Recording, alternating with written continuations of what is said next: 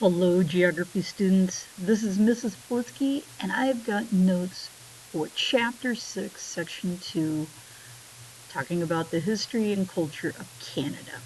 So as we go along, please make sure that you're following along on your guided note packet and fill in the information as you need. Here we go. We're going to take a look at questions number 1 and number 2, or these two statements. The first Canadians were Indians and Inuits, also known as the First Nation.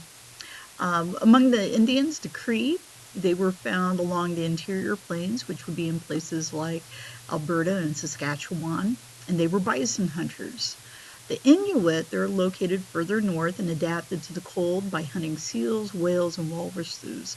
Today, there are roughly over 400,000 Indians and Inuits that live in Canada today. Number 2, the Vikings, or the Norse, were the first Europeans in Canada, and they settled along areas of Newfoundland Island around the year AD 1000. Probably one of the more famous of these travelers was a guy named Leif Erikson, who is supposedly pictured here down at the bottom. All right, moving forward.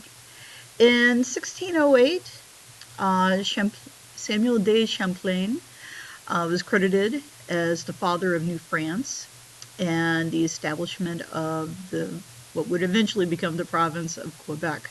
New France was where our French territories of North America are, and New France was important for the French because it provided a base for spreading French culture in North America, and it also provided France with quite a bit of money from the goods to the settlers that were there.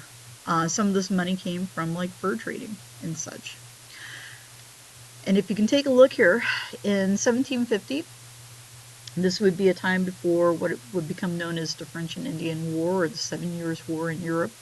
The area that is kind of in the blue here was the area that was controlled by France. Okay, areas that are kind of in the salmon color were areas controlled by the British, and areas that are kind of both colors were basically areas that were kind of divided between French and British. Okay, and if you look down here towards the southwest, that would be territory that was occupied primarily by the Spanish.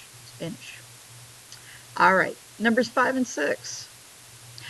Trade with native Canadians and other parts of the French Empire helped the French compete with their British rivals because the economy of New France was able to grow, and it helped France build alliances with the native Canadians, and it helped them avoid conflict. At some point in time in the 1750s, we would have an event known as the French and Indian War. In the end, the British defeated the French, and what ends up happening is the British take control of New France, and they divide it up into what is known as Quebec.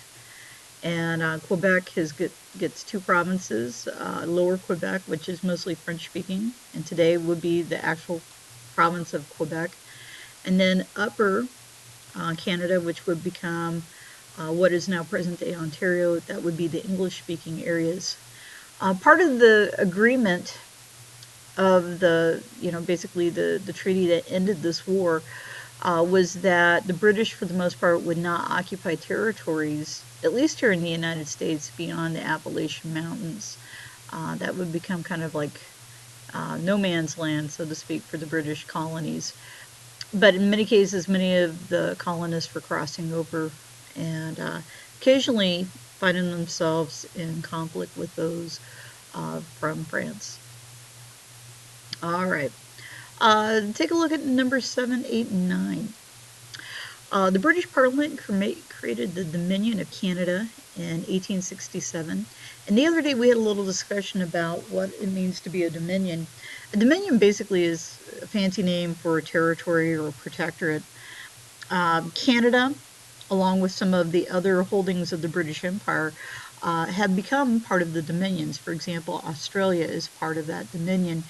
The idea is that the people themselves, for the most part, can self-govern.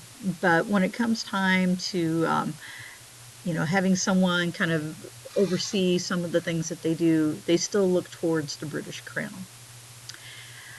In 1873, Canada's National Police Force was kind of put together. They were first known as the Northwest Mounted Police, or today we call them Mounties.